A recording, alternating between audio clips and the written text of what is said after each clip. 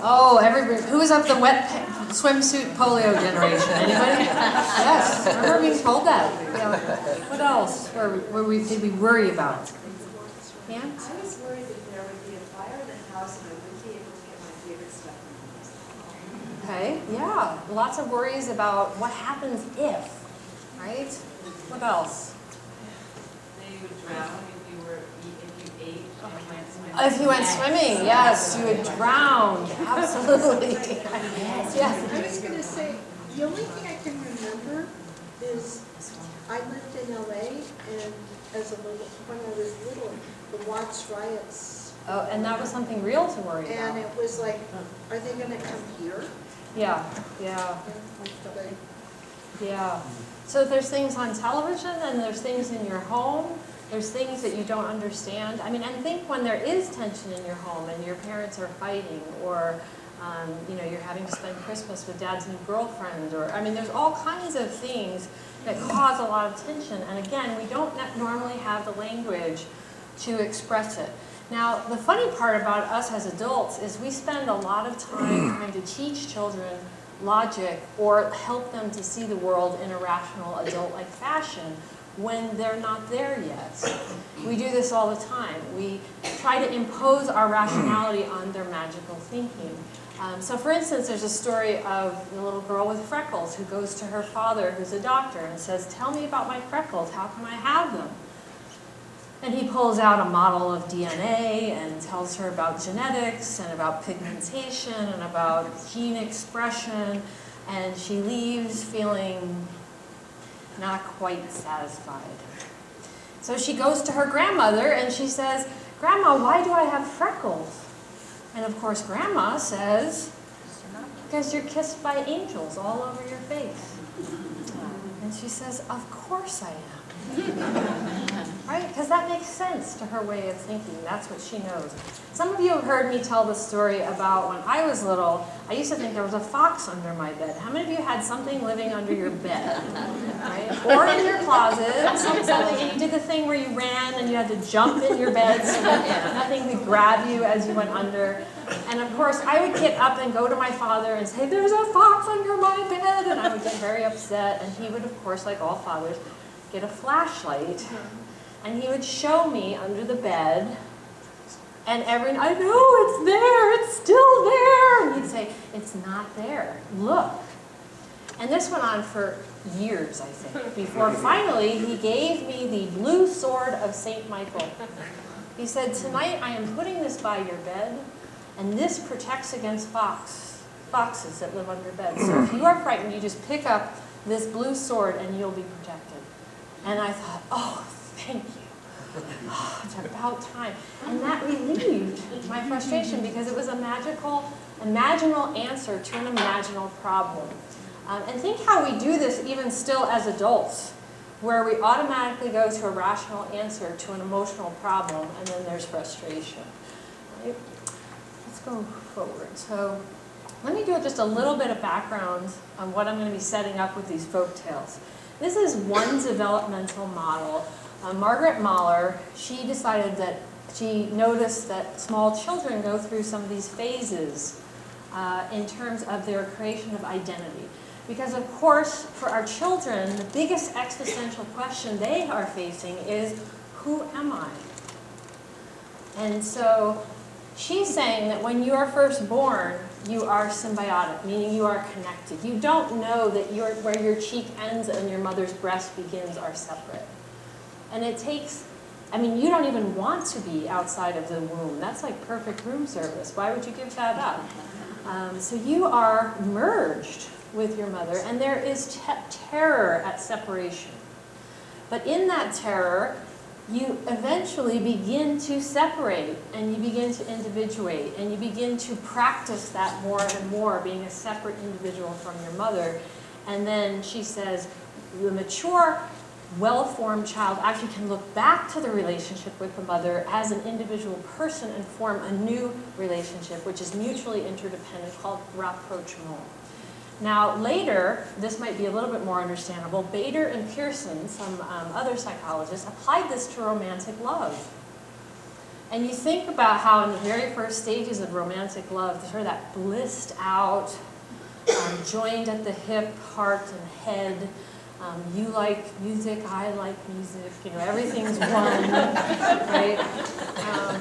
And then you have those moments where you start pulling away. And this is oftentimes when relationships fail, because everybody loves that merger. Nobody likes the pulling away. Because rarely do you do it at the same time. So you have one person pulling away and the other person's still wanting, or this person's pulling away and this one's still wanting. You have that moment where you wake up and you go, oh my God, who is this person I'm with, right? And you say, you practice, you keep going by yourself, and the goal would be then reconnecting whole person to whole person. So stay with me here, because what I'm going to do is I'm going to set this up intrapsychically, or as something that happens also inside your own brain, inside every person's brain, when it comes to sorting through existential questions and morality and ideas of good and evil. So in the beginning, when you're young, good and evil are merged, and you need to actually separate them and continue separating them and identify them as different before you can bring them back together. So hang with me here, and I'll explain. Who was the first person in your life you were pissed off at? Sibling. It was your mother. It was your caregiver, whoever your caregiver was. And you think about it, your mother is the one who is abundantly present and giving you what you need. And what happens when you walk in the next room? Remember, object relations, a small child doesn't know you still exist when you leave. So what happens? Terror, angst, frustration. Who is it directed at? Mom. Mom is the original source of duality, of ambivalence. She's wonderfully giving and generous, and you hate her for abandoning you. And this is the first time as a child you have to sort through these feelings. Now in fairy tales, what happens is, how often do we have the mother die? Almost every story starts with the mother dying. And then what happens? Well, first we have someone else. A wicked stepmother. Poor stepmother, they really get a bad shake here. And you think about it, this is a brilliant way for a child to hold those ambivalent feelings towards the mother in two different characters. My good mother is over there, or she died, and this must be some evil imposter who's not really my mother. And that way I can hold those two feelings together at once. And it's really important that I be able to do that. So we know that there's going to be a fairy godmother. We know there's going to be a witch. There's going to be good and evil. We also do this for the masculine. We have that sort of threatening, difficult part of the masculine that's scary. And then we have, remember the woodcutter who comes and rescues? We have this sort of protective father as well. So we have an absent father, we have a scary father, we have the father who is a good judge and a decision maker, and we also have father as protective. So we see this multiple images of the same characters.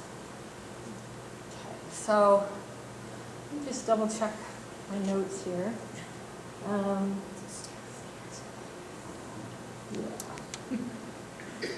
So let's go into the folk tales, and let's go into the dark and gloomy wood. How come we always have to go into the dark and gloomy wood? Every story. Scary. It's scary. It's something unknown.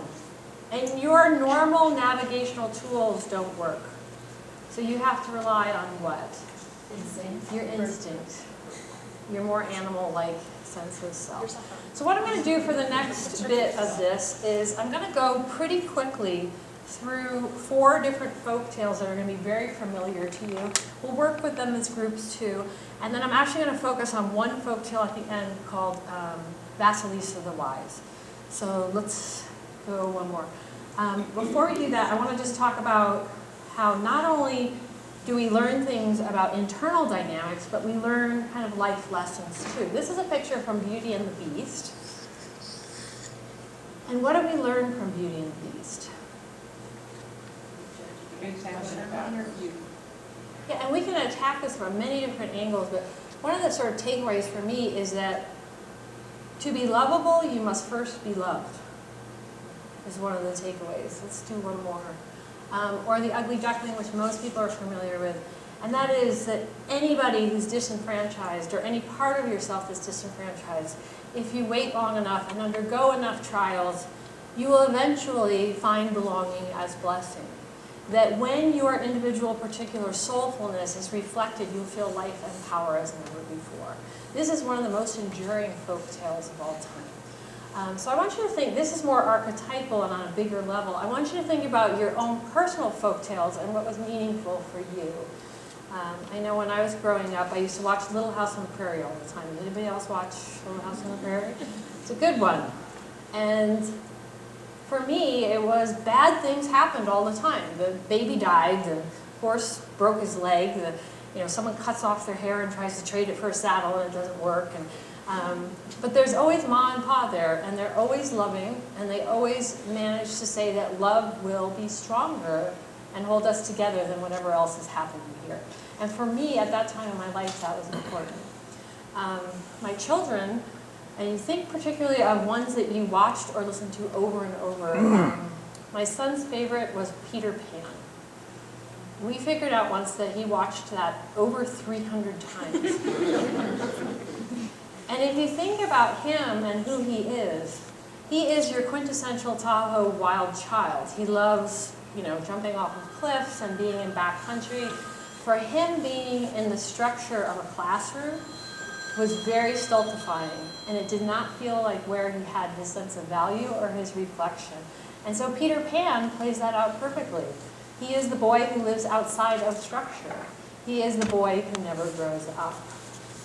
So think for yourself about what that tale was for you. I want you to tell the person next to you and pick out one thing you think you learned from that tale. It could be a story, a tale, TV show, movie, Disney movie even.